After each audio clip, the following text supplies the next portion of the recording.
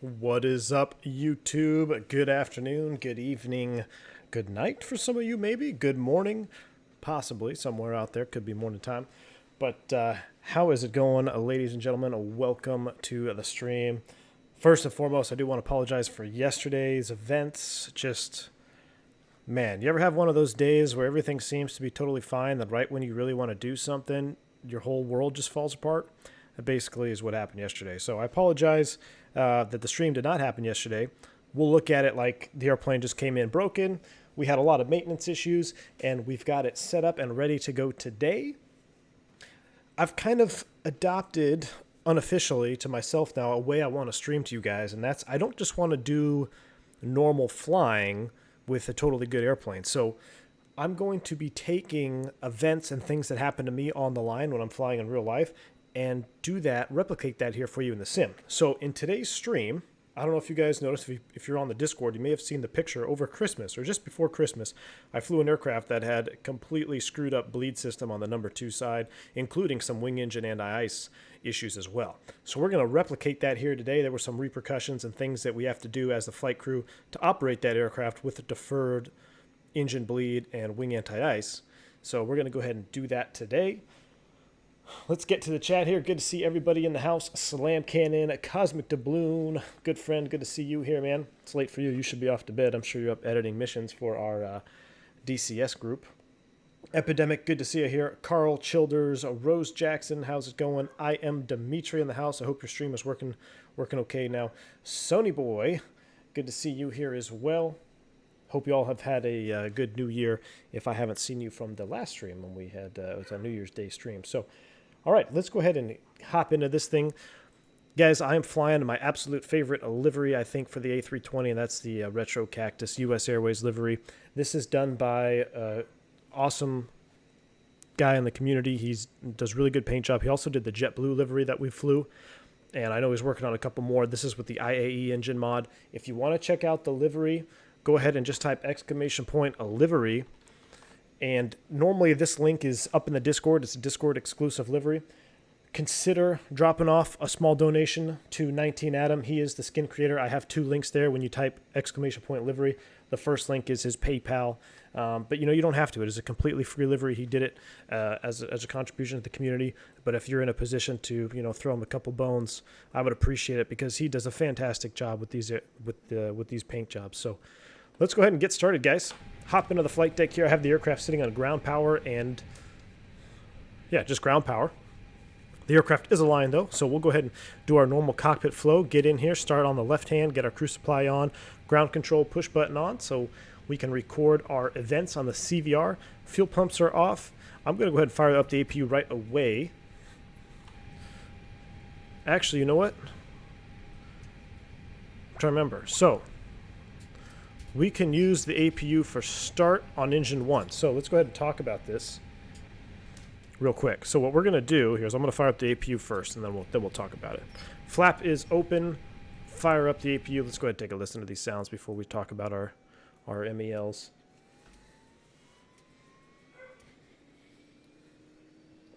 IMDimitri says we'll be using the notepad emoji a lot. I hope so, man. If you guys are ready to learn, see something new, I hope you guys are ready because we're going to do some little quirks today. Rose Jackson, I am doing just fine. How are you doing? Good to see you here. Daniel Smith, fly under the call sign Cactus 1549, I dare you. It will happen, Daniel Smith. It will happen, and it will happen out of LaGuardia. It sure is a busy ramp, Dougal. Phoenix, Sky Harbor. So I spent a lot of time in Phoenix, and as a kid, let's see if I can actually replicate it. So, not quite. So in real life, the terminal building is in such a way that this road right here, if you're driving on it, you can actually peer over and look onto the ramp as you drive down to the main terminal. Now, unless I'm a little bit confused and it's in here. No, this is the Mr. X Freeware Phoenix. Yeah, I think it's slightly off. So this road in real life is elevated. And like I said, it's elevated to the point where you can see. Now, this is accurate here. I remember coming into the parking garage as a kid and looking at airplanes here. Also going up to the roof of the parking garage and looking at airplanes landing. But I remember driving in and out of the airport one night, very distinctive.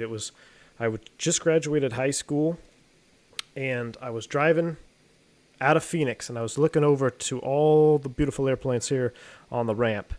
And I just, was thinking, man, I can't wait to fly one of those one days. So I replicated the exact, I believe at the time it was a 737-300 that was sitting over here.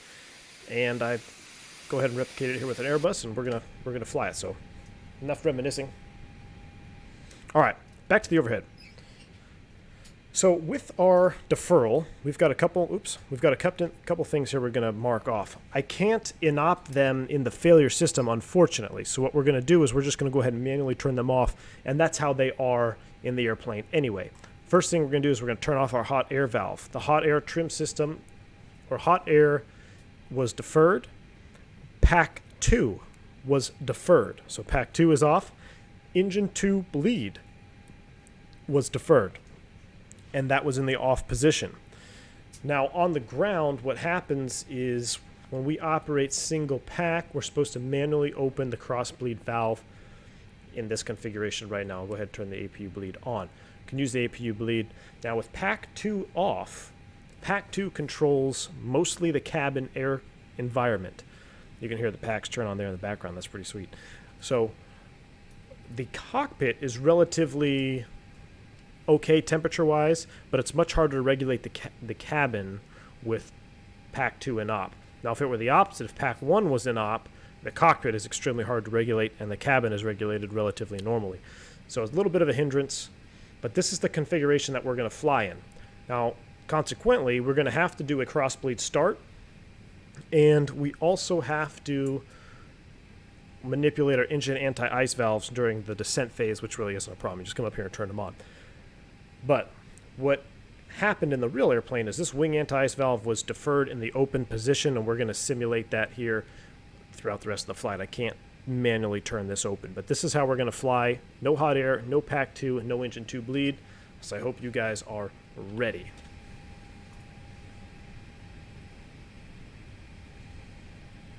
You hear a dog, Infinite Aviation? I apologize, man. That was little Miss Holly. She's out there doing her thing. Hopefully she'll quiet down. So let's go ahead and get this box loaded up and get off the ground. I've got us Cactus 912 Phoenix to LAX, flying into the lovely Mr. X, or no, I'm sorry, ShortFinal KLAX, another one of my favorite airports here.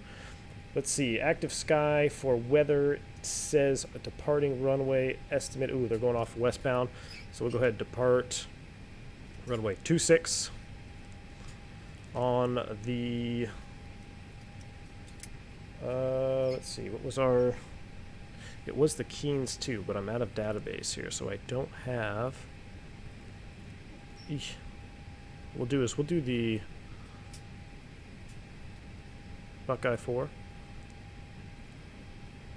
to, oh, insert, erase that.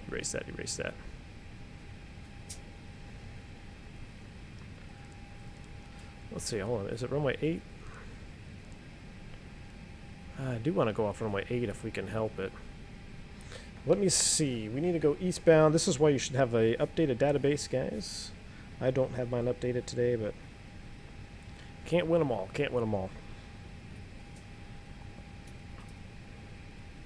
We could do the, where's the can we do the Buckeye? Yeah, we can do the Buckeye 4. So we are going to take off of runway 26. That makes a shorter flight for us. 26 Buckeye. So it's going to be a little bit different than the route that I have from Nightbot. Buckeye 4. And we're going to take this up to, I believe, Palmdale. I'm looking at my route here on my knee board.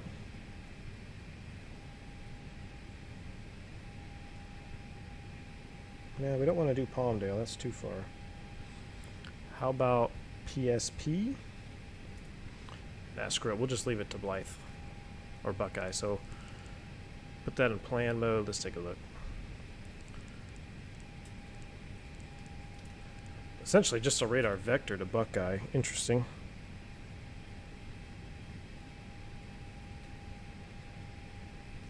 And then from there, we will pick up our route of flight. After Buckeye, we're going to go direct Messi, M-E-S-S-I. Insert that. And then from Messi, it's Eastwood.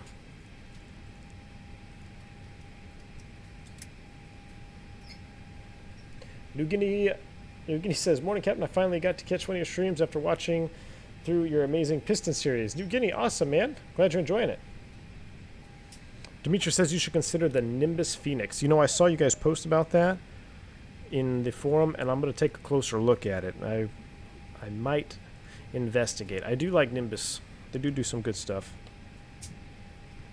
Nimbus, and then there's another one out there that I really like, but let's plan on landing 25 left in LAX.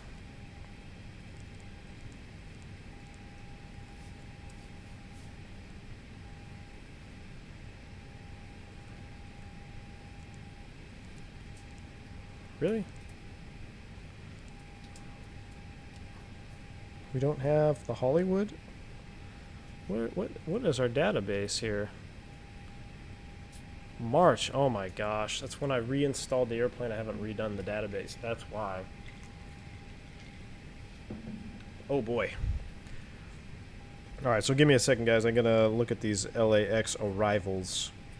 Just because when I had to reinstall the airplane after screwing up some of my install for the IAE engine. Alright, that looks good. We'll insert that. And we want to do arrival 25 left on the...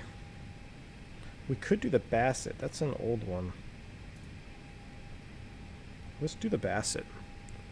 Bassett for... But it doesn't have the proper transition, does it? No, it doesn't. Seal Beach. Seaview. Man, they have... This is really old. Wow.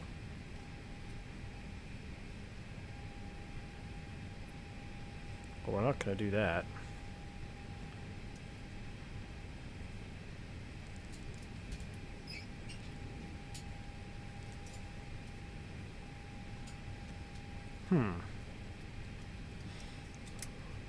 Bassett, Buffy, Downey. Nope, don't have any of those. Man, these are so old. Moore Park 4, that's a north arrival. We're not going to do that one. Ryder, Sivu 2. Could do the Sivu, but that's not really a good one. Do they have anything else? Wavy 1. Nope, that's from the north.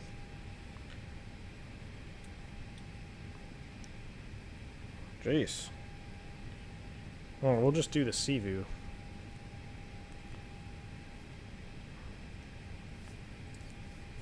Let's take a look at this.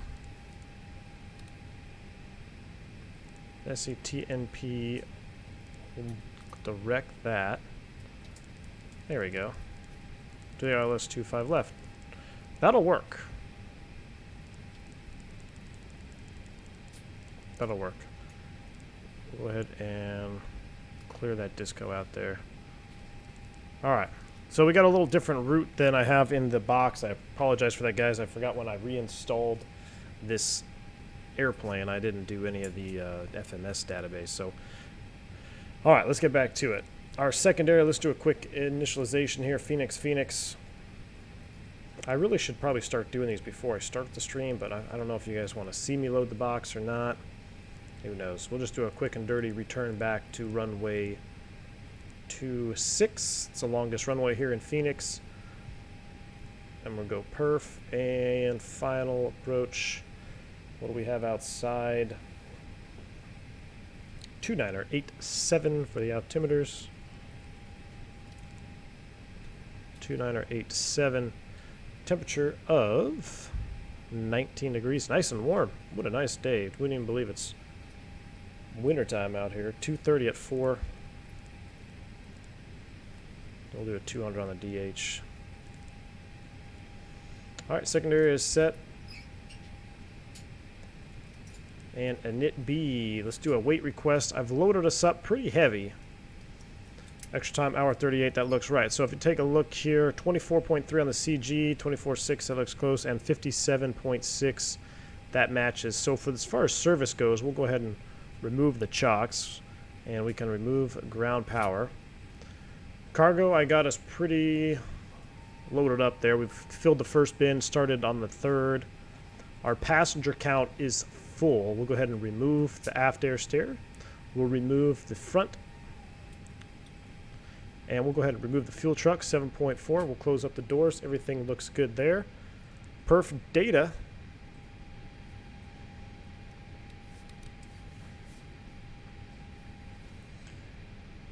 Here we go. Perf data, we're going to do, what is it? 136, 140. We'll call it 131.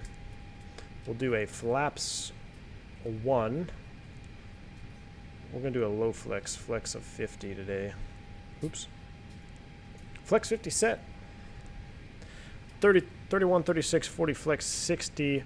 Our trim position was 0.9 up, I believe, right? So we'll just go ahead and do a... Oh, can't move the trim wheel because we're on the ground. We haven't started the engines yet. Wow. Do I even fly airplanes? Cruise altitude, we're going to just go straight up flight level 300. And I think everything else looks good. Seatbelts on. We'll go ahead and close that, arm that. Everybody's on board. Fuel truck is off. Fuel pump's coming on. How's it look outside? It's pretty much all closed up. Let's plan a pushback. That's exactly where I want to go. Round to cockpit, plan acknowledged. Call me through the menu. All right, so we can start engine 1 off the APU, and then we must do a cross bleed start with this deferral. So I am ready to push. Call for pushback. Ground to cockpit, tow is driving up. All right, now I can get back to some of the chat there, guys. Don't mean to ignore you there, just want to get the plane set up. What type of dog is Holly? Infinite Aviation. It is a beagle, man. She's my little beagle. I got 2 of them.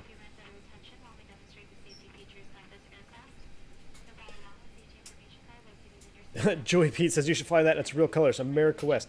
You know what, man? I would love to fly some America West paint jobs with the IAE engine mod. I saw a little teaser from 19 Adam who said, I think he posted a couple of screenshots of an America West livery that he's working on with the IAE engine. So when he does that, I will definitely pick it up. DCB99, welcome, my friend, to the commercial pilot membership. Let's get some positive rates out there for a new member in the chat. DCB99, welcome. If you don't know, oh man, this is what I forgot to do. I forgot to make a little command for this. But DCB, if you're unaware, if you use Discord, go ahead and link your Discord to your YouTube channel.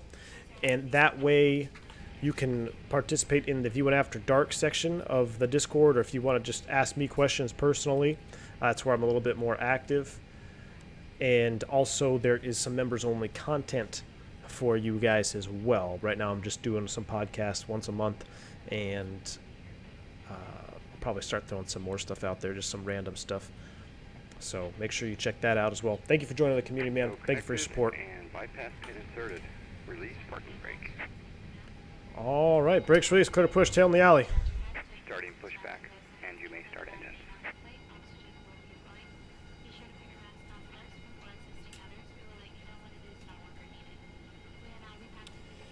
What does Flex do, Mr. Swede? Flex is basically an assumed temperature for takeoff. So as temperature increases, your performance of the engine decreases.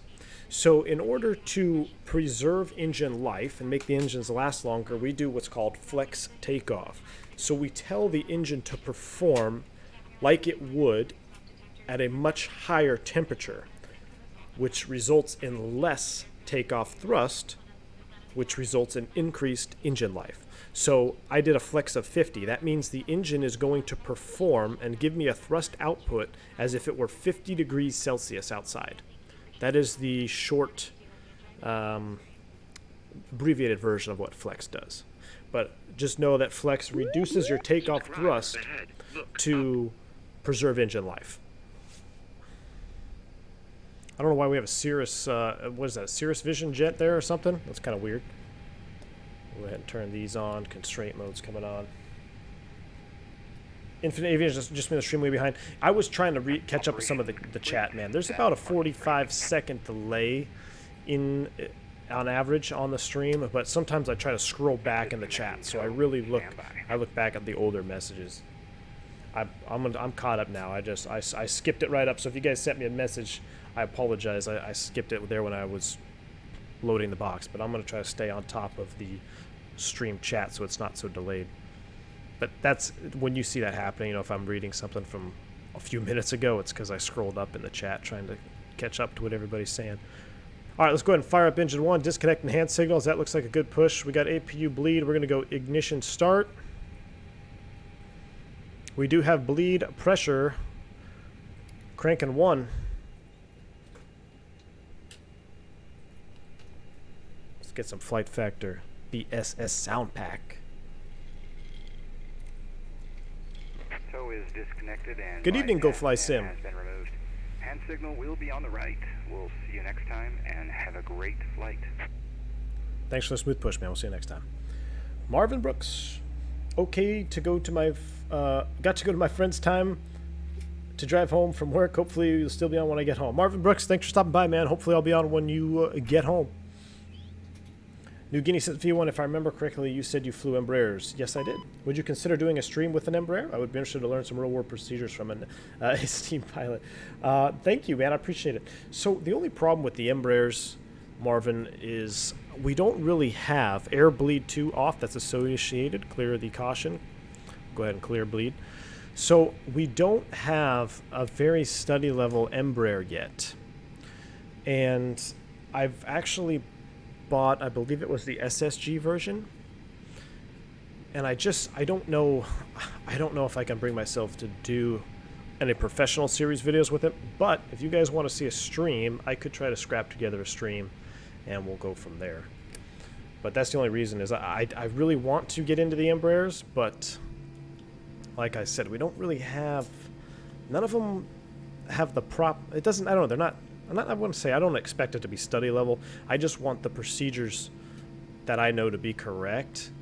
And from what I've gathered, it's kind of really funky. Like, it's just kind of a mix of the default FMC with some weird stuff that they threw in there.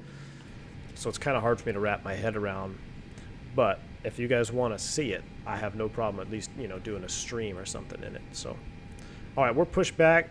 After start is complete. Yellow electric pump can come on. We're going to leave the bleed on. Flight flap system 2 fault. That's because this is a very old version. Or I think, no, it's because we started engine. We only have one engine running. Sometimes you get that fault depending on how your hydraulics are laid out. Let's get out of here. We'll do a cross bleed start when we clear the ramp. Rose Jackson, is it possible for the bleed air to catch fire? If it gets in the wrong spot, a bleed leak is a very serious problem on an airplane. It can definitely melt steel, so we have a lot of bleed detection systems on the aircraft. Matter of fact, I'm pretty sure that's why... Wow, listen to that, huh? Look at that engine and paint job. Wow. I'm pretty sure that's why this airplane was deferred. I think they had a bleed detection fault. So what that meant was it didn't leak, it was just a fault in the detection system. So they ended up just deferring the entire bleed because there was no way to detect if there would become a leak.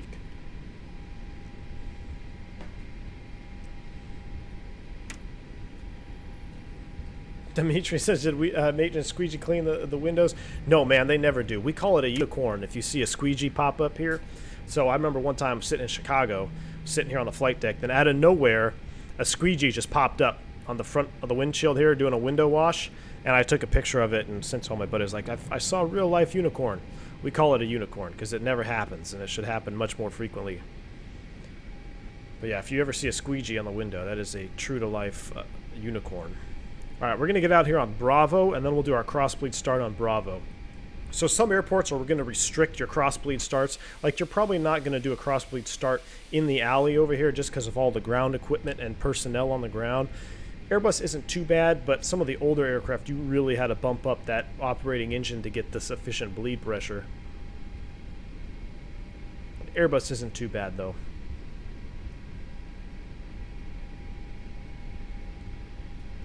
But, I mean, this livery, guys. If you want it, like I said, exclamation point, a livery in chat. Oh, boy. Overturned there. Exclamation point, livery in chat. Consider dropping a few bucks to the creator. And then the livery is on that Google Drive there. Or if you're a member of the Discord, it's pinned in the livery section, so you can access it anytime you would like. I mean, look at this. I love this paint job. The dirt here this is from the jet bridge, where the jet bridge connects. Beautiful. Looks so much better with the IAE engines on there.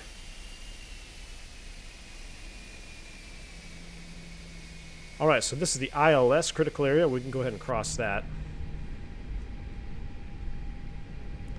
We'll hold short of runway 26 here at Bravo 13. And we'll do our crossbleed start right here.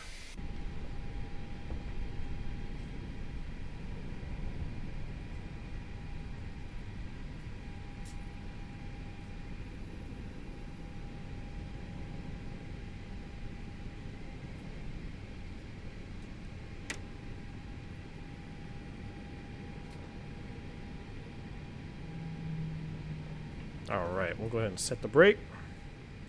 Brakes are set. There's our pressure. Taxi light off. Alright, so we have to do a crossbleed start for engine 2. So, APU bleed comes off. Subscriber ahead. Look. Efray Williams, thank you for the subscription, my friend. Glad you're enjoying the content. APU bleed comes off, even though it is operational. The crossbleed valve is in the open position. And what we're going to do is we're going to go ignition start. And now in real life, we got to bump up to about 40% N1 to get proper bleed pressure. So I'm bumping up the N1s there. You can see it over here. That's not bad. So right about 38 to 40%. There's our 44 PSI. That looks good. Let's go ahead and start engine number 2 off of the number 1 engine.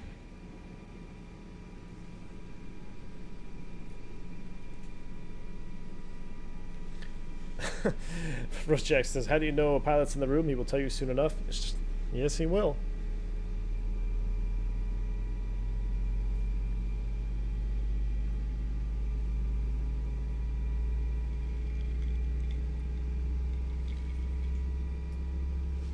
Man. Dougal says, I now fly all my liveries with those pretty IAE babies. Yes, sir, I agree, man. Alright, we've got a good start on engine 2. We can go ahead and go to idle on the thrust. That goes back to the normal position, back to our overhead. We'll leave that in the open position. APU bleed, or APU master switch can come off. And now we can do our checks, flight controls, full up, full down, neutral, full left, full right, neutral, rudder full left, full right, neutral. That looks good. Auto brakes max, takeoff config, system 1, PWS to auto, that doesn't move, TARA, Cactus 912, runway 26, cleared for takeoff. 26 cleared for takeoff, Cactus 912. Let's do it.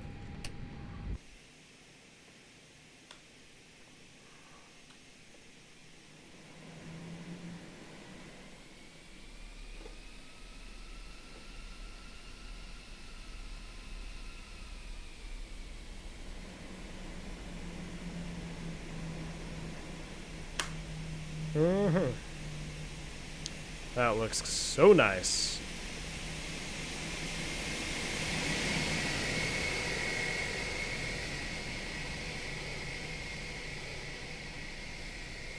Wow.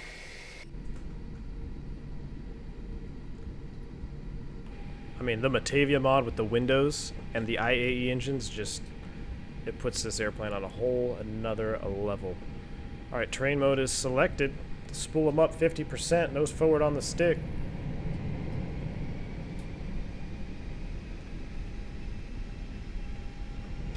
Let's do it.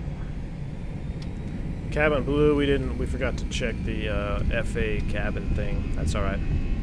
Manflex, SRS runway, auto thrust is blue. 80 knots, thrust set. Neutral by 100. Man, that looks good. V1. Rotate.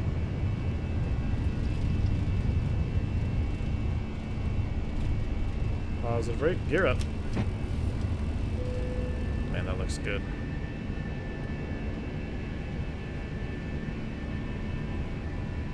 That looks sweet.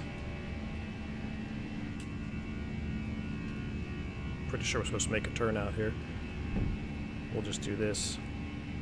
See direct Buckeye.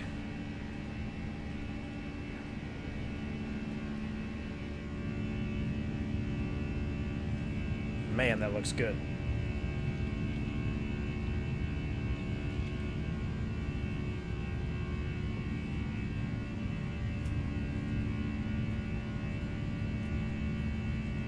All right. Probably need to level off here. Lower the nose a little bit. Positive trend in airspeed. Thrust climb. Auto thrust. And we are on our way. Flyby.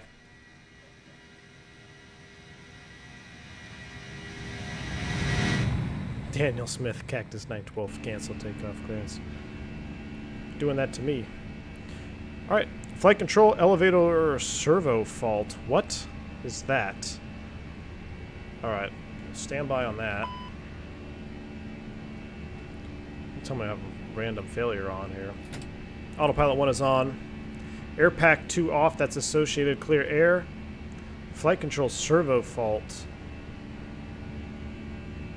That is a new one. We're going to have to check that out. There's our VFE next, flap 0. And we'll run the ECAM. I don't know why I've got that fault on there. That's a new one. Daniel Smith, Chrono, automatic start on this one, man. Thank you to Romulus. Man, that Fork Boy ortho. Fantastic. Alright, flight control elevator servo fault. Wow, would you look at this? Oh, I forgot to set the transition altitude higher than 6,000. We'll go ahead and pull standard right now below. We're supposed to set standard 18,000, but that's an option I have to change over here. Look at this. Elevator, a blue hydraulic system. On the right elevator. Alright, clear flight control. Clear flight control. Cat 3 single only. Cat 3 dual is in op. Alright, clear status. That is an interesting failure to have. I have not seen that. Facts, everything else is looking good. What's our hydraulics look like? Why do we have that fault already? Hydraulics are good. But we definitely have a servo fault. Is that just a random fault? Failures, I have active faults. So it just does auto, like random failures now? That is interesting, because I don't have anything loaded, but I do have an active fault. Alright, we'll have to run the, we'll run the QRH on that here. There's 10,000 feet. We'll go ahead and kill our lights. I should have had those 2 lights off after gear up, but that looks good now. Put you here on this view for a second. Quentin Johnson, where we going? We're going to LAX, Los Angeles International. Rose Jackson says, is there such thing as an emergency climb? And I have to go now. Got evacuation and more first aid stuff since I failed evac. Probably emergency climb? No, there is an expedite climb, which we can do, where we can really expedite our climb rate up there, but we don't do that too much. We'll catch you later at Rose Jackson. Thanks for tuning in. Good luck on your evac testing.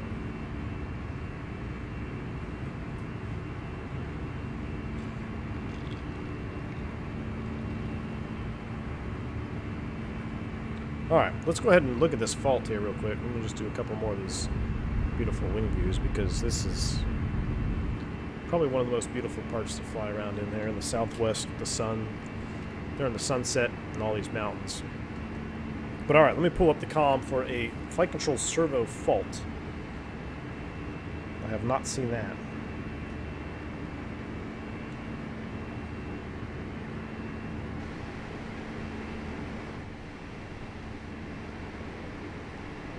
So it was flight control blue. So we go to our abnormal emergency procedures. Nope, not auto flight. It was under flight controls. Flight control elevator servo fault. It's a failure of pitch channel in ELAC 1 or 2. Oh no, I'm sorry. That was the wrong one. That was for pitch fault. The elevator servo fault is loss of one servo jack on one elevator. What? It's kind of scary. Cat 3 single. Do not use speed brakes above 350 knots. Okay, we'll have to try to remember that. No speed brakes used above 350 knots, but I mean, I don't know why you'd be going above 350 anyway. So essentially what it means by one servo jack is there's multiple jack screws on the elevator that help move it up and down, and one of them has failed. Now, there was a catastrophic failure of a servo jack on a, was it an MD-80 or a 717 on Alaska Airlines many years ago. Ended up inverted over the Pacific and nobody survived that one. Alright, we're up and running though. We'll go ahead and turn terrain mode off out of 16,000.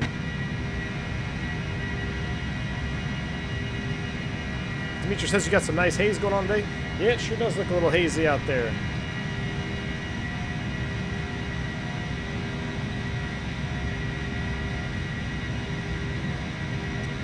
New Guinea says, V1, how labor intensive. I'm going to turn this down a little bit. It's a little bit loud. It's a little better. How labor intensive is installing fork-buoy ortho? I always kept away from it, but looking at your piston series, I quickly understood I was missing out on a lot. New Guinea, definitely, man. It's not... There is a little bit of, reading that you should probably do in order to install it, but the best thing is go check out Q8 Pilot's tutorial on fork-buoy ortho. That is the best way to do it. He makes it very simple. You just follow exactly what he did on his channel, and you'll get them installed. And that's how I did it. I didn't know how to do it. It looked a little daunting for me as well to install that. But let me find a better view here. Yeah, because it definitely looked a little bit more complex than I was willing to tackle. But his video made it super easy to do. It's a shame that Q8 Pilot has retired from the community making flight sim videos, but I mean, I feel the guy. I can totally understand where he's coming from, and the whole thing about just getting burnt out and not having the time is, I can totally understand it. I mean, I struggle to get 2, maybe 3 streams out a week for you guys, and he was making videos, edited videos, left and right.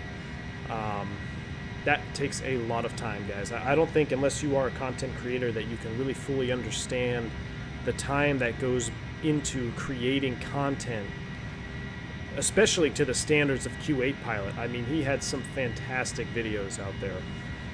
So it's a total shame that he's retired, but I totally understand, and I hope he still keeps his X-Plane installed so one day him and I can do a multi-crew flight together. But because without him, I probably wouldn't have made the switch to X-Plane. But definitely, New Guinea, check out his video on the installation, and I think you'll be just fine. Going through a little layer there. Should be alright.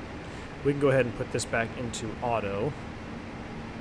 And how's our cabin doing? So if we go to our condition, it's freezing in the back.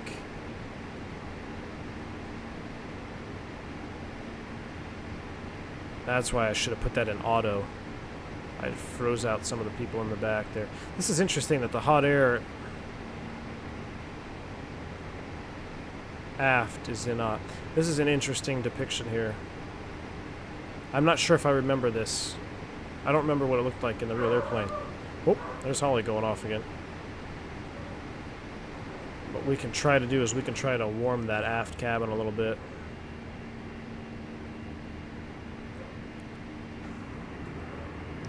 Yeah, but look at that shot right there.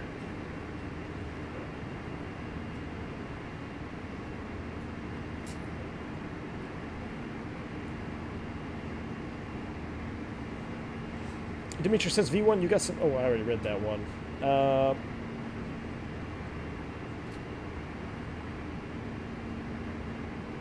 Sorry.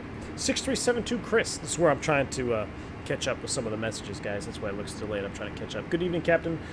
Where and when you do a cross-bleed start if you had aircraft behind you on a busy night, and I was listening to Live HC, I heard a pilot till ATC. Yeah, so it depends on the airport.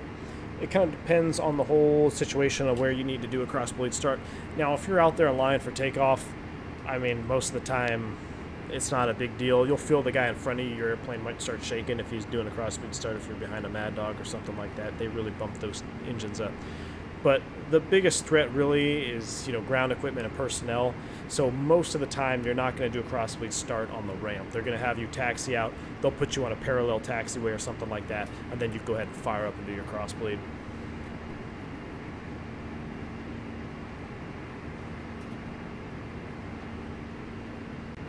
Slam Kenneth says, every time I hear jack screw, I get a little anxiety. Yeah, me too, man.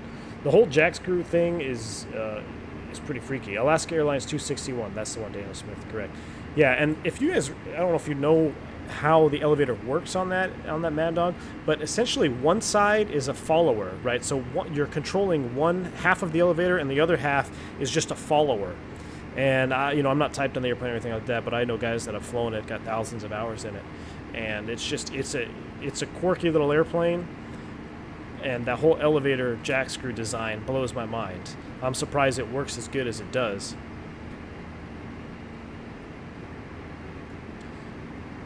Uh, 6372 Chris says they were waiting on their numbers. Yeah, that was probably an American crew waiting on their numbers. They just mean they're waiting on their performance data.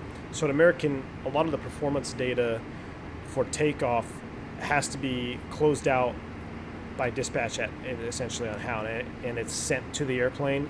And sometimes if there's changes or things like that, the performance numbers aren't sent back to the crew, so they can't go ahead, they can't take off until they have closeout.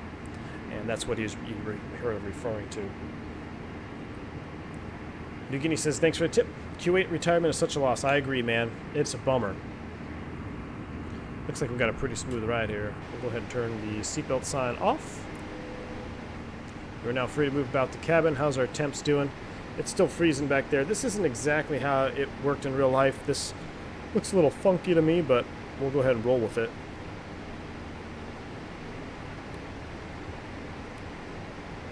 .29 Palms, TMP. Everything else looks good there. But I mean, you can't deny. I mean, the Fork Boy, I think, is some of the best out there.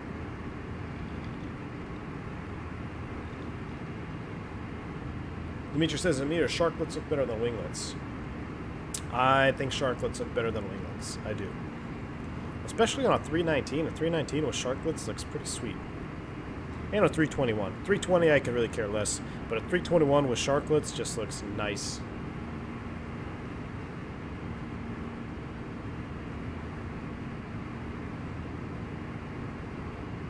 Daniel Smith said, any 7.3 with split Simtar winglets is not a real 737. Yeah, I don't know how I feel about those split winglets anymore. They're just, I don't know. I like the original winglet look on there. And of course the sharklet look. But I believe it or not, I love a 757 without winglets. I think a straight wing on a 7.5 looks pretty nice. Oh, we got a little sunshine on this side.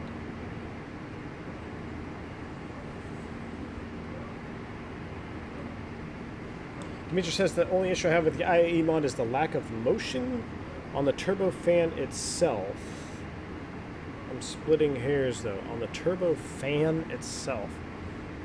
Well, the N1 is spinning. You're talking about on the inside there? Well, so this is the N1. Those are stator vanes.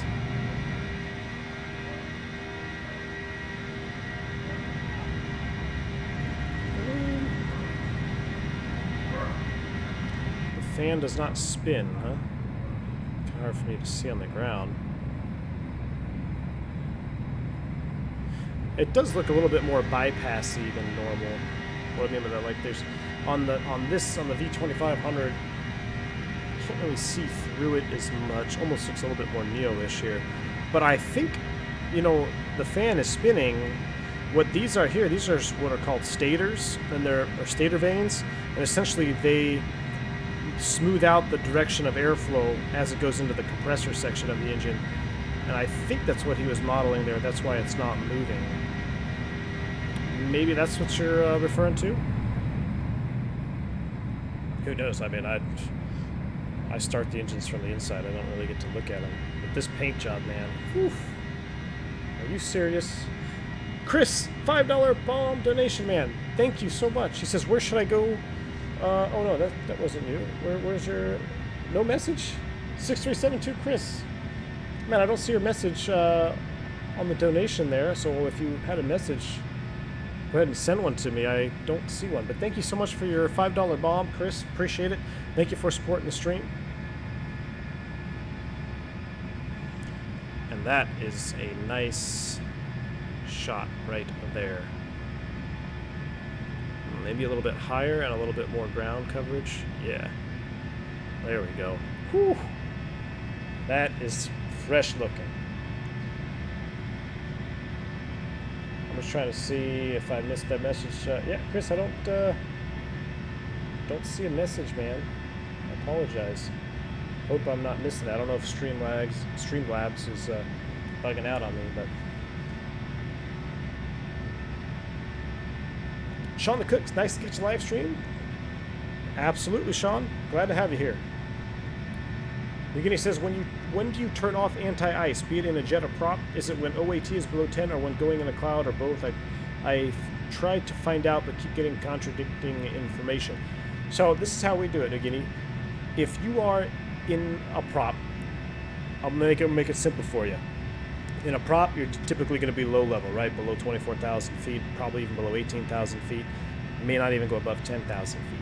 So in props, light twins, things like that, if you are in visible moisture, which is anything that is moisture that you can see. So it can be rain, it can be heavy, dense fog, because fog is moisture. Snow is a debatable one. I'm just going to go ahead and say yes. Snow. Somebody tried to convince me the other day that snow is not visible moisture because it's already frozen. But I was like, well, I mean, yes, but it's frozen what? Water, right? And water is moisture and it's visible. So anytime you're in rain, fog, snow, and the temperature is plus 10 degrees OAT and minus 10 OAT. If you're in that window, plus 10 to minus 10, anywhere in that range, and you're in visible moisture, go ahead and turn your heats on. If you're below 10, if you're below negative 10 Celsius, it's typically too cold for any ice formation. If you're above 10, it's too warm. Now in jets, it gets a little bit more complex because you have compressibility and all this stuff, and you have OAT and TAT. What we do is, if you are below plus 10 C, all the way up to negative 40 TAT, or the true total air temperature. So let me see. Let me go back in the cockpit. I'll show you. So in the Airbus, if it is below positive 10 here, and we're in visible moisture, and warmer than negative 40 on the SAT, we turn on the anti-ice. That's kind of how that works. And then going down, descending, it depends if you're climbing or descending. But for flight sim purposes, if this is below 10 C here and warmer than negative 40 C and you're in visible moisture, turn your anti-ice on. You don't have to turn wing anti-ice on in the Airbus unless you're visually collecting ice. And we could tell that up here by our ice detector. Not really an ice detector, it's just an ice detection probe. So you can visibly see ice on it. But that's kind of hard to do in X-plane, so you can turn on your wing anti-ice if you'd like to.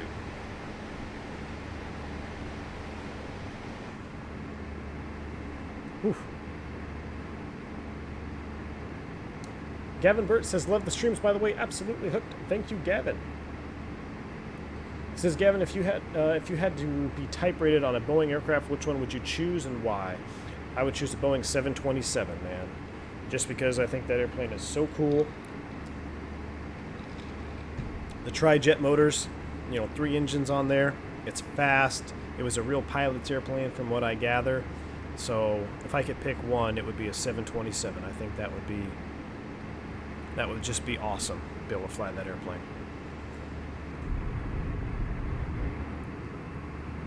Oh yeah.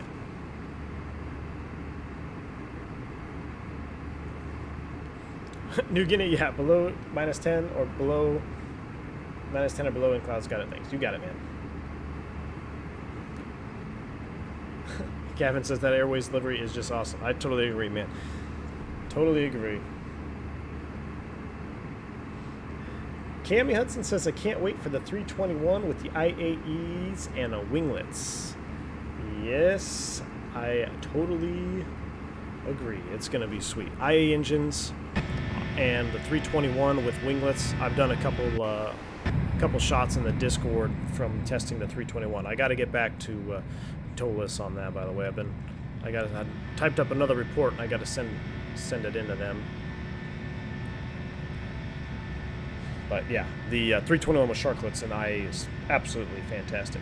I think it's the best looking Airbus in the lineup. When you put the 321 out there with the sharklets, whew, with the IA engines, so it's got to have the IAs. CFM engines, I don't know, they just look small to me. It looks like they shouldn't be there. Chris says, next time I will send a message. I'm sorry, man. No, I don't have to send a message by any means. I just thought, you know, sometimes people like to send a message with their super. So I just wanted to make sure you weren't trying to send one and didn't go through. DCB says, I'm rather partial to the Northwest livery you have. Northwest? You're talking about on the 7.2? I think that one's publicly available, man. Fantastic Northwest livery, though.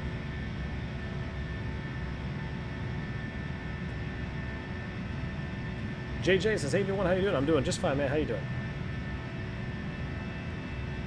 Oh, Dimitri says the see-through effect. Yeah, definitely. It does look a little see-through-y. That's what this engine looks like. It really looks like a Neo. I mean, you can stand in front of a Neo motor and you can see straight through the backside, no problem. Daniel Smith says US Airways livery is a copy of Ryanair's old livery. Oh, let's not go there, man. JJ, can you explain to me why I should activate the approach phase in the MCDU? Yes, so activating the approach phase in the MCDU tells the airplane that when you go to managed speed, it will begin slowing to VREF, or VAP, V-approach, I should say. So, you know, it's going to slow all the way down, it's going to get right till VLS, and then it's not going to go below VLS, but it's expecting you to extend flaps 1, and then it's going to continue decelerating all the way down, flaps 2, etc. Now, the reason we don't do that is because here in the States, you know, it's very common to be vectored around off of arrivals, speed changes left and right. So our procedure at 10,000 feet, we select speed. So we have manual speed, we're in selected speed, and we activate the approach phase. And then the reason you want it to be activated is because when you're on final approach and you go to manage the speed for your final approach, you want it to go to VREF. If you're not in approach phase and you press managed, it will go to 250. So you'll find yourself at 2,000 feet AGL at flaps 2, 180 knots and selected, and then you go manage speed, all of a sudden it shoots up to 250 and the engines are full powered and you're like, oh boy, and now you're going to get really high on your approach. And it's always fun to watch a new guy encounter that problem, and hopefully, you know, we don't have to go around, but it can be remedied easily. You know, you just bring the thrust levers to idle and take over, but it can bite you. Dimitri says, without sounding too sexist, the 727 was a man's plane. Absolutely was, Dimitri. Absolutely.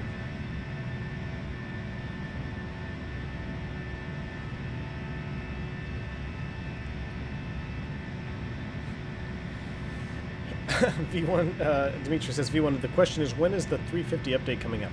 I don't know, unfortunately. You know, but everyone's been saying that the 350 is going to be having that big update with the SIDS and stars. I'm looking forward to that. I might actually pick it up when that comes out. All right, let's hop back, see where we are. I'm going to go ahead and bump up our cost index. Oh, shoot, we're close. No, I'm not. All right, man, that happened quick. Let's go plan mode. Let's see what we need to do here. Bottom altitude, Sivu at 12. Oh, no, Honda at 3,600. We're going to go ahead and descend via. So I'm going to set 3,600 in the window up here. And where is our top of descent? Should still be good, right? There it's just past TMP, so we got to make sure we hit the descent button. Excuse me. All right, let's go ahead and look at this here. We've got our LAX RadNav. We're going to do KLAX25 left. Perf data, next phase, next phase. How's our descent? 78300. Let's bump it up a little bit. 278 is a little slow for me. LAX, active sky, winds, 270 at 9. Beautiful day there in Los Angeles. 270 at 9 on the winds. 299.4. Pretty standard day it seems to be. Temperature of 16. Wow, that's pretty close to standard. The standard day is 15 degrees Celsius at 299.2. Let's go ahead and pull up a chart. Let's go to our browser. Let's go to AirNav. And we'll select airports. Browse by state. California. HIJKLALO. Los Angeles Airport. We want the approach chart for the ILS 25 left, which is right here. There you have it.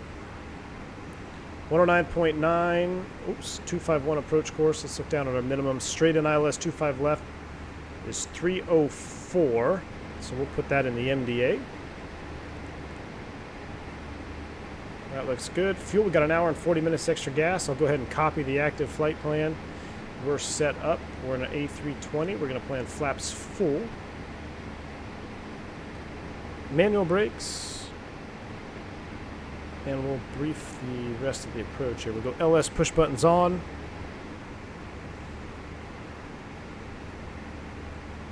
Alright, so I'll brief the approach. Something like this. ILX 109.9 will auto-tune that. Final approach course will be 251. You can see that here depicted by the Maltese cross. It's right on 251 degrees. If you're not in the same window, you'll have a little box up here or up here that'll say the approach course. But because we can see the approach course, it shows us this little Maltese cross here. 251 degrees. That matches. Touchdown zone for 25 left is 104 feet. Airport elevation is 128 feet. Landing on runway 25 left. We've got just over 10,000 feet available for landing. If we have to go missed, we're going to go straight out on a heading of 2,000, intercept the Santa Monica 160 radial on a heading of 236 to Santa Monica 195, and hold over Catley. So we go ahead and check our box here, make sure Catley is our hold fix. Yes, it is. Right turns, 195 inbound. That matches the plate. It's in the box. Landing 25 left, be a right-hand turn off, one runway to cross. Make sure we hold short of that. Any questions? No questions. All right. Approach is ready to go. Still got a few minutes left before we start down. DCB says, I remember a stream you did in the bus that had a Northwest livery. Yeah, you know, you probably looked at it was a 319, I believe. There's a couple 319 liveries for Northwest that are out there on the Tolus forum page on the X-Plane store. They're great. I do remember having that stream now. That should bring it up. New Kenny says, don't forget that like button. Thank you, sir. Mr. Sweet says, how many years until whole flight will be automated? Man, I don't know. That's a loaded question. And that is, I don't know if I'll see it in my career. I might. my daughter, who is less than a year old, will probably see the end of aviation as we know it, with 2 pilots, maybe even completely unmanned, who knows. I think it's going to hit the freight world first. I think they're going to reduce down to 1 crew member in the cockpit first, and that's going to be for cargo operations. I mean, Amazon's taken over the world, essentially. So we'll have Amazon up there probably flying 1-man airplanes, and then they'll have unmanned airplanes completely delivering freight. And then when the safety record is proven, who knows, maybe it'll just be all unmanned. I don't know, though. It's going to be pretty hard to get, at least I know it would be for me, it'd be hard to get myself in an unmanned airplane. You know, you got to remember, as a passenger, if you're afraid about crashing, the pilot doesn't want to crash either, because he's the first one that's going to hit the ground. So we're there up front. We value our life just as much as our passengers' lives. So it'd be hard-pressed to get on an airplane with no pilot, because you never know, man. You have no idea what can happen. These are machines. This is equipment, and equipment fails. Equipment wears down over time, and you can end up in some crazy situations that you can't think of. You can't think of them all from an engineer perspective. I mean, you can sure think of a lot of them, but it's not possible to think of all of them. Starting the turn there. Oof. Robert Sobrick says, hello, V1. Click the like button. Thank you. Daniel Smith, multi-crew with flight deck to sim win. Hey, man, whenever we get a multi-crew, like a really good multi-crew platform out here, shoot, I'd love to stream with him whenever he had time, man. Line up our schedules. I think that'd be a lot of fun.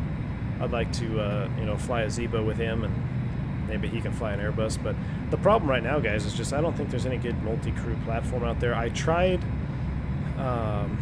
what is it, multi-crew experience, or no? I forget. When we have to share, like, files over or something, I couldn't get it to work.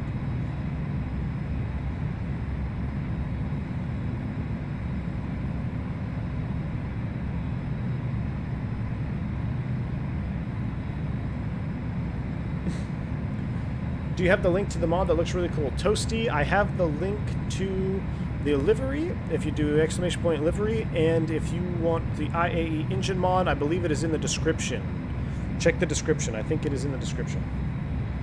And I also have a little video on how to install it, because you do have to do some editing of aircraft, the CFG files, but it's not too complicated. We'll go ahead and get terrain mode on just before we start down. We are 16 miles from top of descent. I'm going to just go ahead and start down early. So we'll go ahead and pushed for managed descent. Constraint mode is on.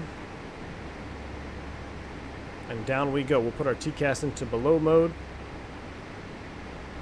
Turn that seatbelt sign on. And down we go.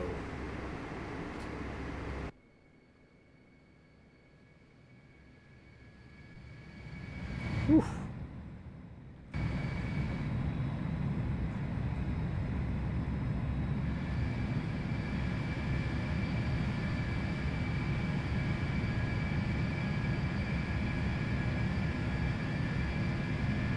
Man, that looks good. Ah, DCB, you grew up near Detroit back when Northwest had a big presence there. Oh yeah, Northwest was all over Detroit, man.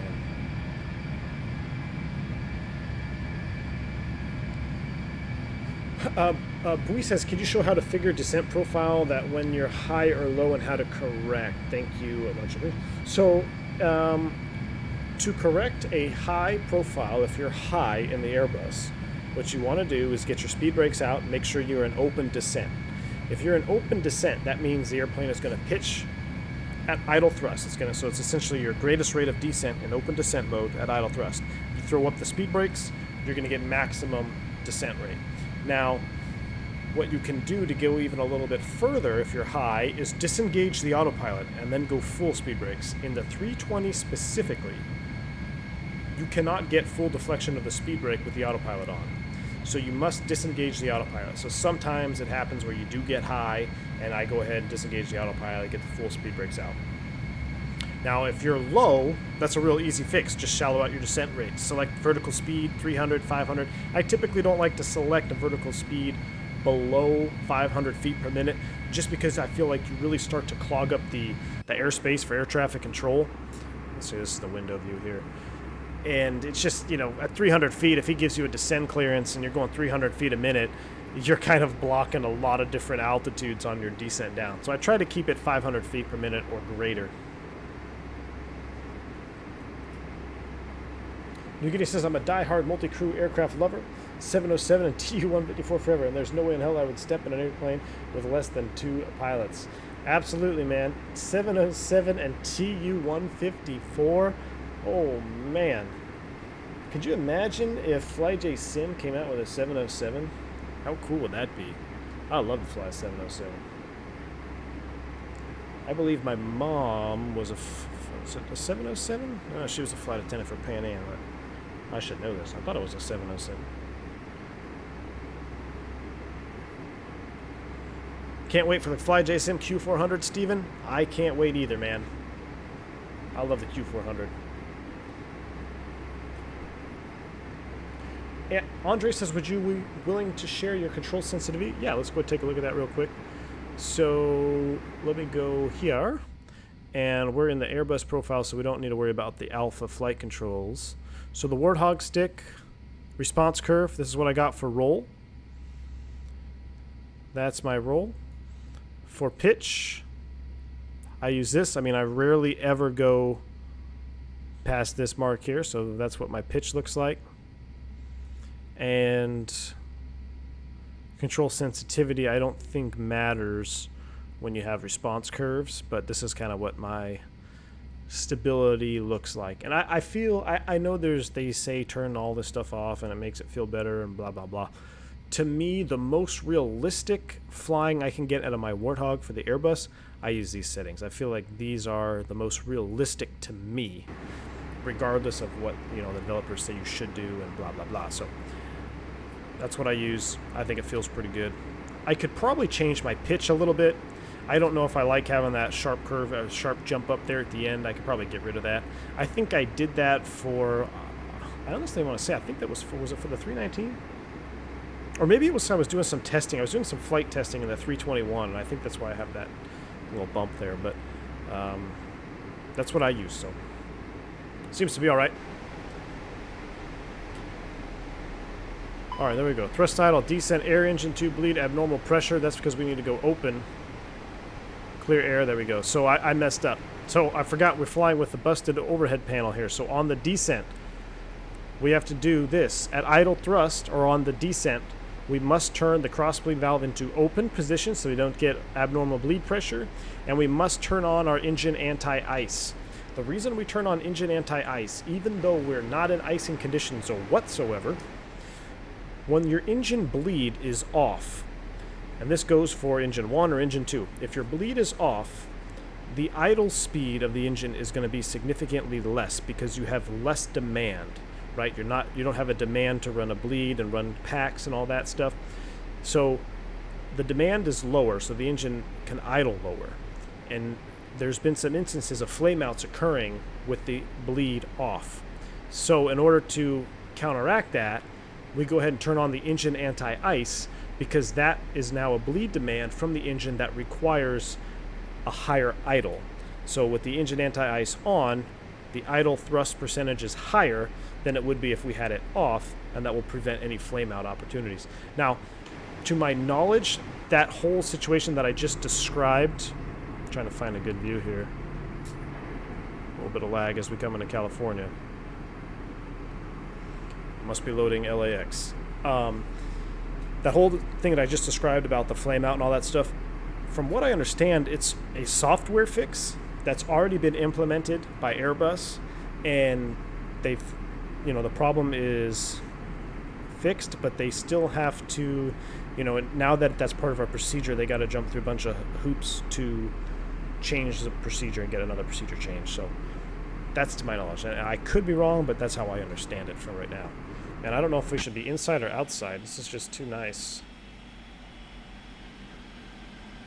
That's a juicy shot right there with the mountains. Whew. I believe Palm Springs. There's Palm Springs. And you guys, if you remember that stream, that was something else. And we took the Flight Factor 320. I believe we were flying Frontier down to Palm Springs. And I had a big hole in my terrain. That was a funny one. Slam Cannon says, what's the reasoning behind the full deflection? No full deflection with the autopilot on 320. So, Slam Cannon, the 320, the speed brake deflection angle on the 320 at full deflection is higher than that of a 319 and 321. So, at half speed brakes on a 320, I'm trying to think of this right. At half deflection on a 320, that is full deflection on a 319 and 321. And I guess it was just a design feature, you know, that maybe they didn't think that, I don't know why they designed it that way, but they don't want the autopilot on. I think maybe because of the reaction in the pitch channel, it might have to do with the speed of the THS or trimmable horizontal stab, that it may have a hard time keeping up with a full deflection of the speed brakes, because at full deflection on the 320 with the speed brakes, I mean, you will come down, like you will start to descend. And I think that might have something to do with it. But the 319 and 321, when you go to full speed brakes, you are only really going half speed brake on the 320, yeah, compared to a 320. So just another fun fact for you. All right, we're coming out of a 19.9. What was our altimeter? It was 29904. We'll go ahead and set 29904. Oh my goodness, 1, 2, and I forgot to set this one. 1, 2, and 3. That looks good. Out of 18,000. I'm going to go ahead and select speed because we do have a speed restriction here, 280 knots at console. So we're selected 280 knots. Speed mode.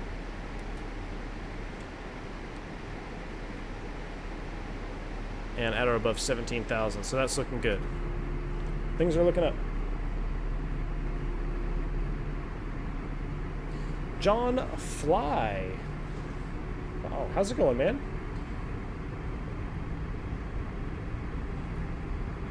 John Fly said, I thought I would take a ride in a lift in Vegas without a driver. I backed out, so probably would not do that on the plane either for now. That's funny, man. I feel you, man. I would not get in a pilotless airplane. I just don't think I could do it. You said you found the channel from a recommendation from Q8. Wow, that's awesome, man. John Fly, I'm glad to have you here. Welcome to the channel, man. Yeah, Q8, it's a bummer that he's not making any videos anymore, but I totally understand where he's coming from, and I'm glad you were able to find the channel. He's been supportive of my channel from the beginning as well. So there is as much toxicity as there is in the flight sim community, and Q8 talked about that a little bit in his retirement video, and there is a lot of toxic people in the flight sim community. There are a lot of good guys out there and gals, and I think, you know, I'm trying to herd them all into my channel. So John Fly, glad to have you here. Welcome to the stream. Got a pretty good group of guys that join in regularly.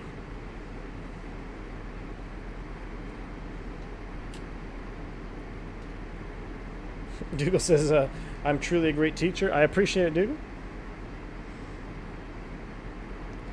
Daniel Smith says, if you're descending below transition level over here in Europe, you just set QNH right after you cleared below transition level. I'm not sure how you do it over there in the US. But, yeah, so if you're descending below transition, so here in the States, 18,000 feet, once you're at 18 or just, you know, above, go ahead and set it. And same thing climbing out. 18,000 feet, that's our transition. We do the same thing.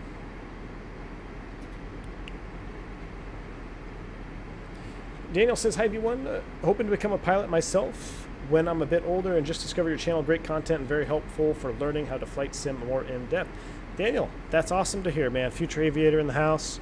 I hope you follow your dreams, man. It's a long road. It's a fun road. But welcome to the stream. Blue Mac in the house. All the good guys seem to be here. Yes, they do, Blue Mac. That's what I'm trying to do. You know, I don't know if you guys watched the retirement video on Q8, but, you know, he talked a lot about why he was not going to make videos anymore. And it's mostly, you know, because of his, you know, he wants time for his family and stuff, and I get that too. But, man, there are a lot of negative, toxic people out here in the flight sim community as a whole, you know, not just X-Plane, just everything. And it's always been that way. And I don't know why. I can't really put my finger on it and tell you why that is. But, I mean, there sure is. You guys know the whole story about Flight Factor and them banning me from the forums and things like that. So, I mean, I get messages every now and then, too, even on this channel, you know, saying that, well, I don't know how you're a real pilot or whatnot and blah, blah, blah. Yeah, you definitely got to have thick skin as a content creator, because if you get your feelings hurt easily, you won't last long. And it can change you, and that's kind of what Q8 talks about too. Is, you know, you can start to change who you are because of so much toxicness around you, and you can if you recognize it, you know, like Q8 did, and take action. So I fully support his decision. All right, 14 and 12,000 at Sivu. That's enough X-Plane politics or flight sim politics. And let's go ahead and slow back to 250 knots. So this is one of those situations where we're already in selected speed. I've already set 250 and we're going to get ready to go through 10,000 feet. So right now, I'm going to activate and confirm the approach phase. So I'm going to go here, performance, activate and confirm. And because I'm in selected speed at 250, this isn't going to start slowing up to me. You got to make sure you're in selected speed when you activate, because if you don't, it's going to start slowing you up right now.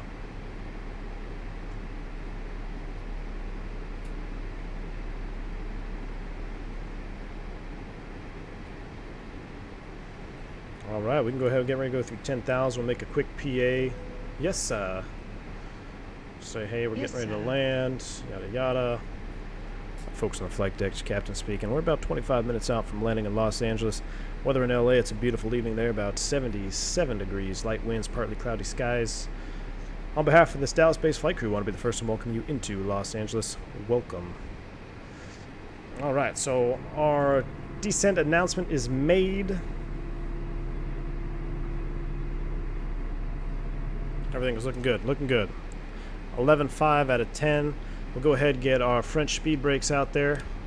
Help us with the descent. Here they come.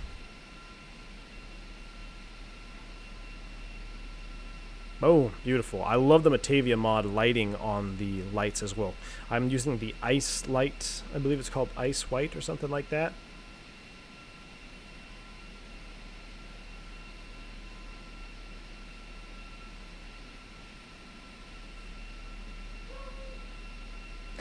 Sam Cannon says, indeed a great teacher. I'd replace my CFI with V1 in a heartbeat. Don't tell him. Man, you know, I do miss instructing. I really do. Thank you, Slam Cannon.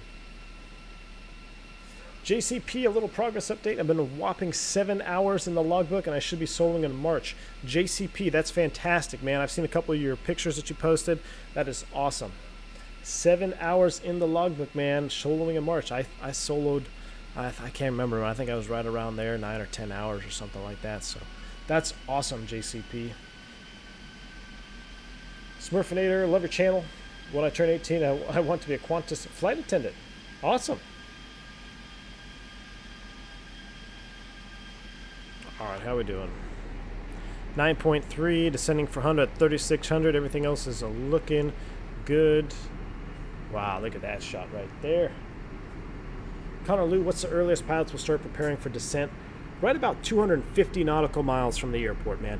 Any more than that, it's kind of pointless to prepare for the descent because you're going to forget what you talked about, right? So right about 250 miles is the threshold where you start doing your prep, and by the time you get the ATIS and you program the box and everything, you're probably under 200 miles or close to right around 200 miles out. So that's what we do here in the States anyway. John Fly says, if you're not getting trolled or attacked, you aren't creating enough content.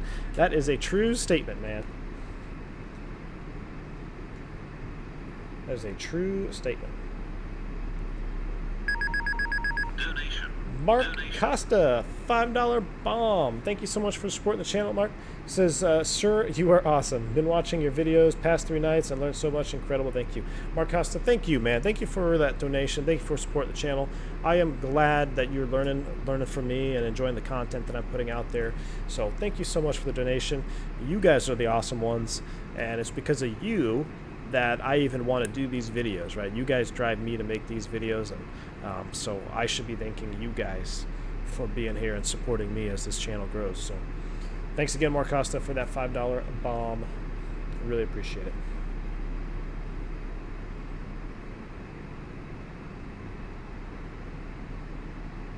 John Fly says, I know you've answered this before, but when do you activate the approach? All right, so John Fly, in the Airbus, for us, there's a lot of different ways you can do it, and different operators will do it differently. But what we do is we activate it at 10,000 feet on our descent in. But in order to do that, you have to make sure that you are in selected speed. Because if you activate the approach phase and you're not in selected speed, what's going to happen is the airplane is going to begin slowing to your VAP or your VREF. It will not slow below VLS because you don't have flaps out. It's not going to stall the airplane on you, but it will attempt to start go all the way down. That's going to say it's going to expect you to deploy flaps 1, and then it's going to slow down more, etc., etc. So here in the States, being vectored around all the time, it's pretty common on our rivals that you get speed constraints and all that. So that's why at 10,000 feet we take manual control. We go select speed, and then we activate it at 10,000. That way, when we're at our final approach fix, and we are, I don't want to say final approach fix, because what I preach here on the channel and what we do in real life is we aim to cross a window on approach, and that window is 2,000 feet above touchdown zone and 180 knots with flaps 2. Once you are right there at 2,000 feet AGL from your touchdown zone and 180 knots with flaps 2, that's when we remanage the speed. And when you remanage the speed, since you've already activated it, now it's going to start slowing all the way back to VAP, and you can start configuring the airplane. So that's one way to always be configured on time every time. If you're at 2,000 feet at flaps 2 and 180 knots, you will never be fast, you will never be high, and you can configure and be stable at 1,000 feet. So that's why we aim for that window.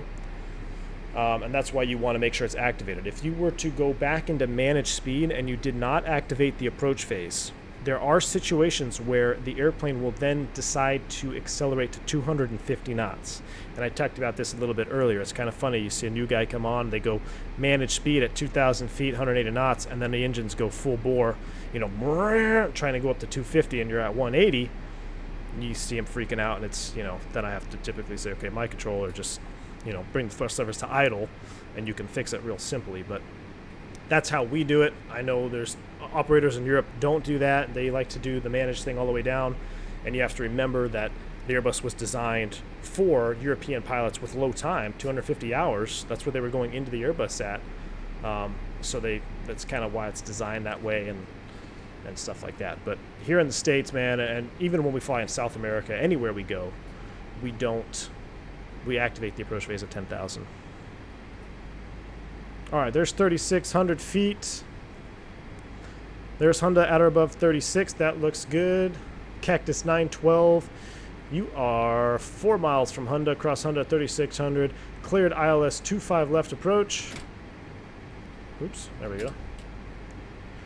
Cleared ILS 25 left approach. All right, so we are cleared approach. We'll go ahead and turn that light on. Wing light should have been on at 10,000 as well. We've got glide slope blue Loke Star. That means we just captured the localizer. That was an aggressive. That probably wouldn't happen there, but she reached out and grabbed it. And Loke Star Cat 3 single autopilot 1-2. The reason we are Cat 3 singled is because we have a status message with our flight control elevator servo thing. So I'm going to come straight back to 180. And I'm actually going to end up being a little high on fast in this approach because I got to talking. So I'm going to go brakes out. So this is a situation right here where you can get caught with your pants down, because I'm at 250 knots. I just intercepted the glide slope and I'm completely clean. So if you don't remedy the situation now, you will get in trouble. So I've got full speed brakes out right now, and with the autopilot on, that's only half deflection. We'll see if we can do it with half deflection. We're VFE next. -10 is our restriction. That looks close enough right there. Flaps 1. Flaps 1 doesn't really help you slow down too much. Flaps 2 is where it's at. So what I might have to do here is I might have to turn off the autopilot here, which I'm going to do. I'm going to go autopilot off. Wow, that's not bound anymore because I have a new airplane, so now it's off. Autopilot off. Now I can get full speed brake deflection. When we extended the flaps, we get our status message up here because with our MEL, clear status. So in this situation, if I don't think I'm going to make it, I'm going to go ahead and go gear down. Your biggest speed brake on the Airbus is your landing gear. So right here, I'm not going to meet my window. I'm going to be above 2,000 feet. I'm not at 180 knots. I'm not at flaps 2. So let's just go ahead and throw the anchor out. Gear down. Now look at the speed start coming back. Cactus 912, 25 left here, clear to land. 25 left, clear to land, Cactus 912. Now we can go ahead and get flaps 2 out. Now our speed really should start coming back.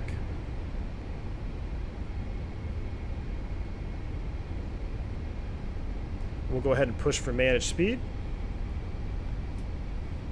Whoa there, airplane. Oh, that was me. That's right, I'm flying. Flaps 3. Stow the brakes. Flaps full. And we're a little fast, but we made it. But you see how quick you can get high and fast. So we have to be stable at 1,000. That's VREF plus 20. And trending towards on speed. So we're VREF plus about 15 there at 1,000. So we're looking good. We are stable and trending towards VREF. We're clear to land, 25 left. Let's put her down. But that's one of those things right there that you may not think that you're going to be high and fast, and if you forget, get the landing gear out and take action. You got to take action. If you think that you're high and fast, you're probably high and fast. I mean, if I didn't drop the gear when I did, we probably would not have been stable by 1,000 feet.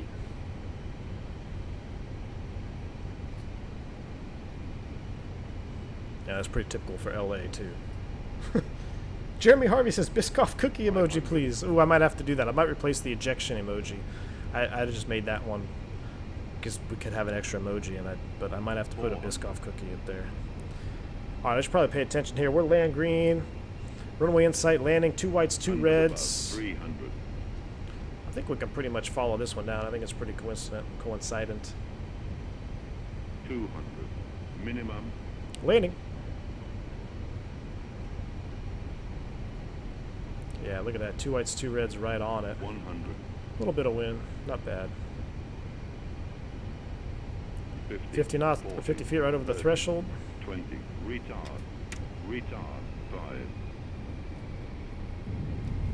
A little firm there. Or down. Spoilers, a reverse green. Decel. Manual brakes. 70 knots. We can take the high speed here.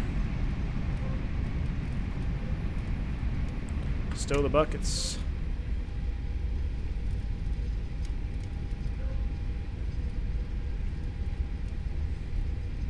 Oh, go around altitude max rank. Yeah, you're right, man. Yeah, I didn't really follow the checklist on this flight. But you're right, we should have had it go around altitude sit there at 3,600 feet. All right, we'll go ahead and clear 25 left. We'll go ahead and get the airplane cleaned up. And get these off now. Welcome to Los Angeles, folks. We'll start firing up the APU. The APU. Start the timer because we did use full reverse. Gotta have a 2-minute cooldown. Flight director's LS push buttons come off. Beautiful.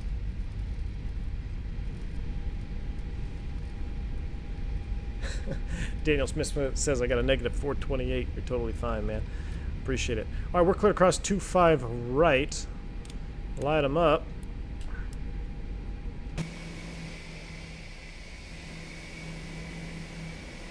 I love this airport scenery, though. ShortFinal KLAX. It's awesome. I mean, just look at the runway textures and the bushes. Oh, it's great. The turn off here, all the rubber.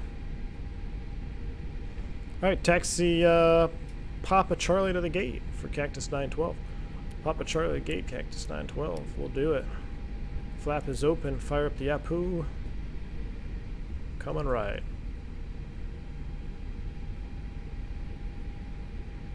We could probably turn the radar off too, so we don't cook the ground guys down there. I think that's off. Yeah. All right, so we got an American 777. That looks like he is sticking out on the taxiway. I'm pretty sure a triple is not allowed to park on that gate. Good thing we can taxi underneath him. Might end up on YouTube if parked there in real life. Alright, we'll go ahead and park it in there with 2 RJs after this bus comes out of there. Please don't hit me. One of the scariest parts in LA airport right there is the road.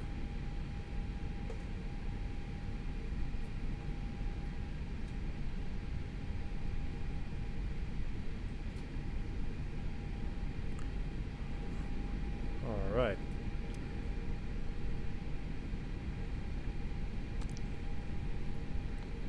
Gate 44 Bravo, or 46 Charlie, close enough. A320, that is us. Safety zone is clear. I like to cheat a little bit. Nah, that's pretty good actually. It's got the temperature and the altimeter up there. That is such a cool little detail. And stop. Brakes set. APU is on. We'll go ahead and engine 1. Seatbelt sign. Engine 2. Oh, I'm sorry. Engine 2, engine 1. Get the bleed on. That is in the open position. Ladies and gentlemen, welcome to Los Angeles International Airport. I have my strobes on like a noob. Don't be that guy. Do not be that guy with the strobe lights on. Shamir says, I've learned a lot. Amazing stream. I've learned a lot from your channel. Thank you so much, Shamir. Appreciate it, man. Let's go ahead and finish this overhead here. So we'll go ahead and get our pumps off. Pumps are off. We'll leave these off. We're going to go ahead and shut the cross bleed valve now. We'll close off the APU. And ground control push button, that would be off. I don't know why that was still on. Alright, so everything else looks good there. Below 10%. We are beacon off. Let's take a look at this replay. Get rid of real view here.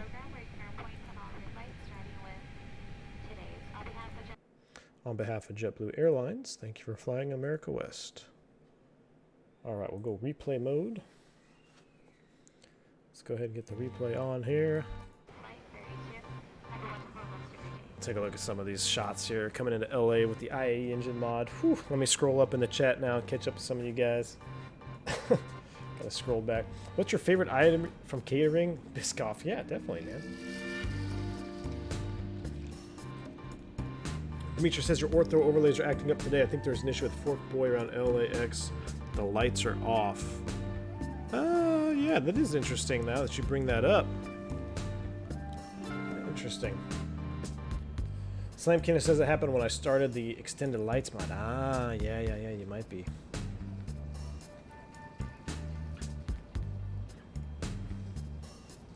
JCP caught with your pants down. Never heard that one before. Oh yeah, man. Don't want to. It's probably not politically correct for YouTube, but don't want to be caught with your pants down. You were talking about how easy it is to get high and fast. Yeah. Well, we got high and fast on that one. Daniel Smith always trying to make me go around. Hey man, I'm impressed you made it all the way through the stream, man. It's late for you guys. Connor Lou says, if I understand correctly, you want to be 180 flaps 2 by the time you reach 2,000 feet. Connor Lou, that is absolutely correct. And I did not do that on this approach. I was a little bit high, so that's why I dropped the gear early. But yes, in an ideal situation, Connor Lou, you've got it exactly right. 180 knots, flaps 2, and then just go selected speed, or I'm sorry, go manage speed, and you will be configured on speed every time. Nah, I hand flew that one down. Go around altitude, I should have done go around altitude. Daniel Smith's trips are still on, I know. Callie Banks says, welcome to LA, the airport where you wait 1 hour for an Uber. Man, try waiting for a hotel van, dude. Try waiting for a hotel van. Unless we go to a long stay hotel, that one's better. Alright, one more IAE engine shot, we'll do some outside shots. AvGeek V1, what's the average pilot salary in the US? Not trying to be inquisitive or ask for just... AvGeek, man, that's a loaded question. If you want to know, go to what's airlinepilotcentral.com. They have all the airlines and all their pay scales, and it varies so greatly, man. That would be the best way to gauge that from there. It's airlinepilotcentral.com. You can click on any airline, and you could see the salaries from any pilot, from any year pilot, whether it's a first officer or captain. Oh man, that was a 211? My ass. Not that good though. So I would check that out, man. This cool shot right here. We'll do this one. Dimitri's got the notepad emojis out. Thank you. Gavin Burt, great stream, everyone. Look forward to the next one. Have a good evening, everyone. Have a good evening, guys. John Fly says it's a fantastic content. I appreciate it, John Fly. Thank you. Alright, guys. It's time. We're going to back it up. Start the music. Do one of my favorite shots from the runway a couple times here. Ooh, we can watch it from... Is this 2.5 left? I want to go to 2.5 right. I'm going to go to 2.5 right. There we go. Woo! What do we got? What do we got? Oh, cross control.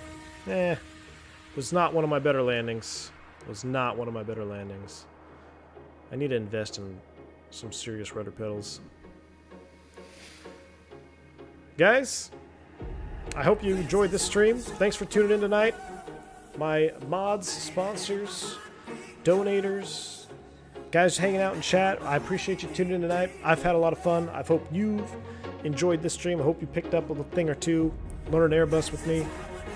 Hopefully, I'll have another stream here on Friday. I'm thinking another Friday stream.